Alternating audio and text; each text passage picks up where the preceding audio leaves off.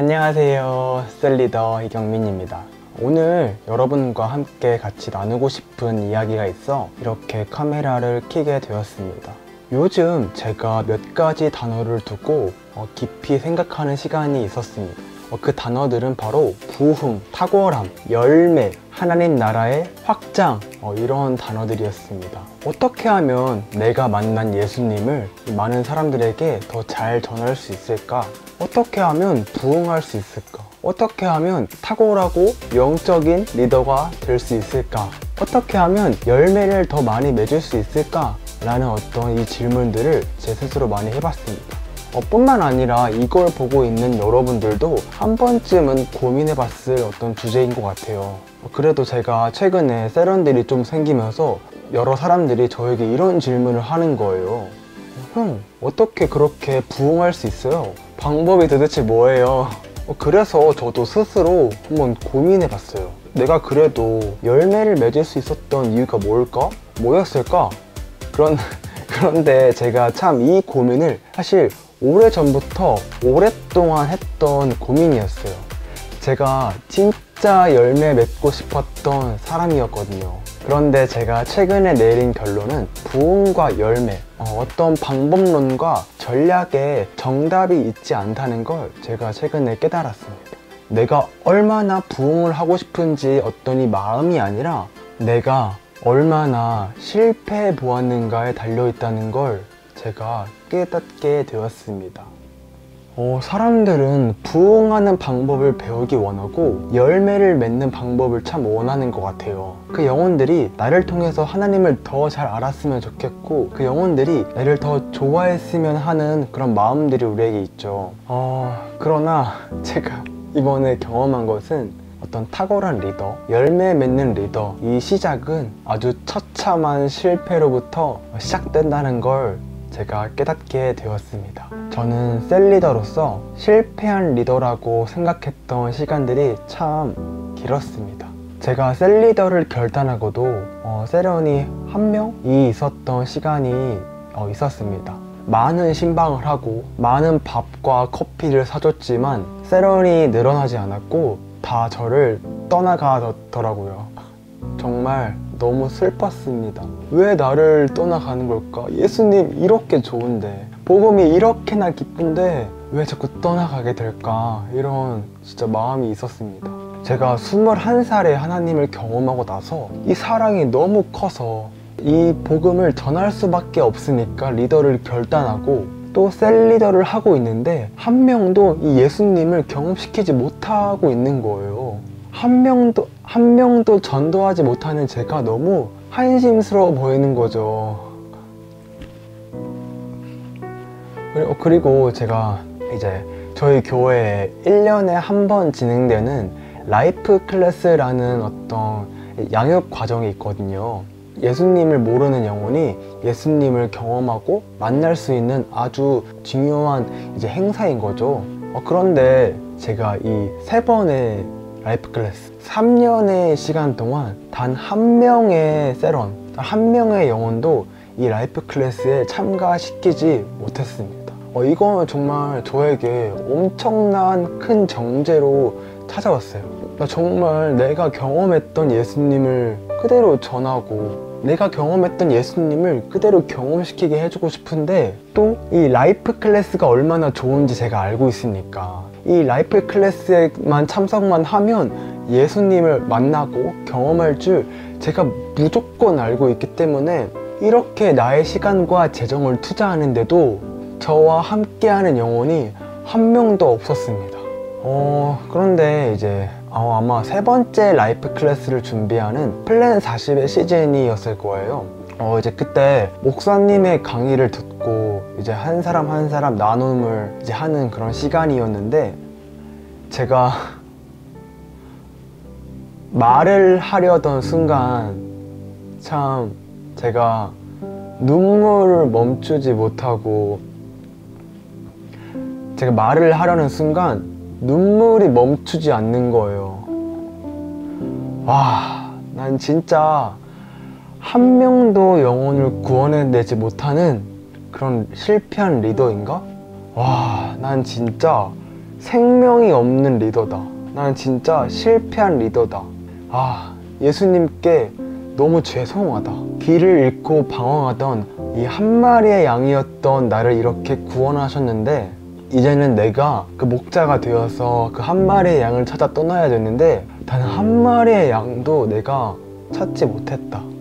이 생각이 저에게 계속 들면서 정말 얼마나 지났는지도 사실 잘 모르겠어요. 되게 오랫동안 펑펑 울었던 시간이 있었거든요.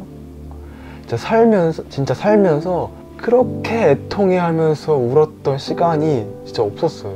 그런 시간이 저에게 있었거든요. 진짜 그래서 저는 그 사건 이후로 거의 매일 기도실로 찾아가게 됩니다. 제가 실패자라고 느껴지니까 내가 할 수 있는 게 정말 아무것도 없다.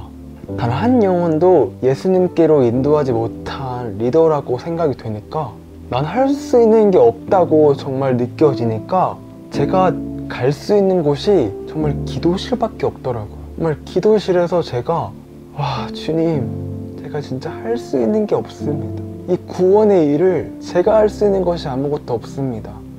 라는 고백들을 정말 매일매일 같이 했던 것 같아요. 그래서 그 기도실에서의 시간 속에서 영혼들을 만나서 신방할 때 어떤 이야기를 해줘야 되는지, 또 영혼들과의 관계는 어떻게 맺어야 되는지, 영혼들을 대하는 어떤 말과 태도를 그 기도실에서 참 배웠던 시간들이 있었습니다. 기도실에서 하는 그 기도와 선포가 제가 신방을 하는 밑거름이 되었던 것 같아요. 제가 이 기도실에 가기 전에는 나 진짜 할 수 있다.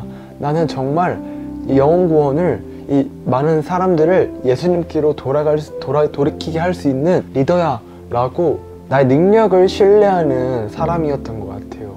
난 충분히 부응할 수 있어 라고 참 제가 너무 교만했던 저를 이 기도실에서 이것들을 느꼈던 것 같아요. 내가 이 구원의 일을 할 수 있는 게 아닌데, 구원의 능력은 나에게 있지 않은데 내가 이것들을 내 스스로 하려고 했구나 라는 것들을 제가 참 기도실에서 많이 느꼈던 것 같습니다. 시편 126편 5절에서 6절의 말씀입니다. 눈물을 흘리며 씨를 뿌리는 자는 기쁨으로 거두리로다. 울며 씨를 뿌리러 나가는 자는 반드시 기쁨으로 그 곡식단을 가지고 돌아오리로다. 하나님이 저에게 주신 인생의 언약의 말씀입니다. 제가 울면서 기도실에서 기도했을 때 하나님은 반드시 나의 눈물을 통해 열매를 맺게 하신다는 언약을 주셨습니다. 그리고 제가 또 하나님 앞에 엎드리며 무릎 꿇며 기도했을 때 주신 음성은, 경민아, 너의 영적 부림이 떠나갔다. 너의 실패는 실패가 아니었단다. 네가 기도실에서 흘린 눈물은 땅으로 떨어지지 않았단다. 열매가 자랄 수 있게 비가 되었어. 제가 여러분에게 드리고 싶은 한 가지 말은, 실패 속에서만 배울 수 있는 게 있습니다. 실패한 사람만 알 수 있는 애통함이 있습니다. 그 과정을 그저 힘들고 어려운 시간으로만 생각하지 않고 그저 지나가고 싶은 생각으로만 하지 않았으면 좋겠어요. 그 열매를 맺지 못하는 그 상황 속에서 배울 수 있는 것들이 참 많습니다. 애들이 왜 내 마음을 이렇게 몰라줄까? 이 정도 밥 사줬으면 좀 교회 좀 오지. 내가 이만큼 사랑해줬는데 돌아오는 게 없네? 도대체 내가 뭘 더 잘 해줘야 되지? 도대체 내가 어떤 걸 해줘야 이 친구들이 나를 더 좋아해 줄까? 라는 회의감이 들면서 나는 실패한 리더인가? 라는 정죄가 찾아오게 됩니다. 많은 리더들은 이 시간을 그냥 지나가고 싶어하고, 많은 리더들은 이 실패가 아니라 부흥에만 집중해요. 하지만 여러분, 어쩌면 예수님은 여러분이 실패자라고 느낄 때까지 기다리고 있는 걸 수도 있습니다. 제가 이런 실패에 대한 묵상을 계속 하게 되면서 떠올랐던 한 사람은 바로 예수님이었습니다. 우리가 잘 알다시피 예수님이 당한 십자가 처형은 그 당시 법정 최고형에 해당되는 가장 처참하고 지독한 형벌이잖아요. 예수님은 하나님께 울며 이렇게 부르짖습니다. 나의 하나님, 어찌하여 나를 버리십니까?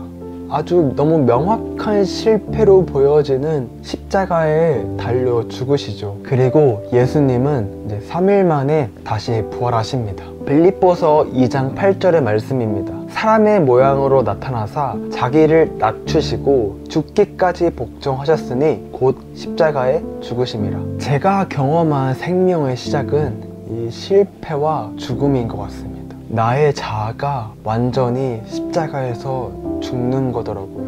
정말 제 육신과 생각이 죽고 내 안에 생명을 신 예수님이 살아계신 게 느껴질 때 이 생명이 잉태되더라고요. 열매를 맺기 위해서는 한 씨앗이 이 땅에 떨어져 죽어야 한다는 이 생명의 원리를 제가 이번 시즌 정말 깊이 깨닫게 되었습니다.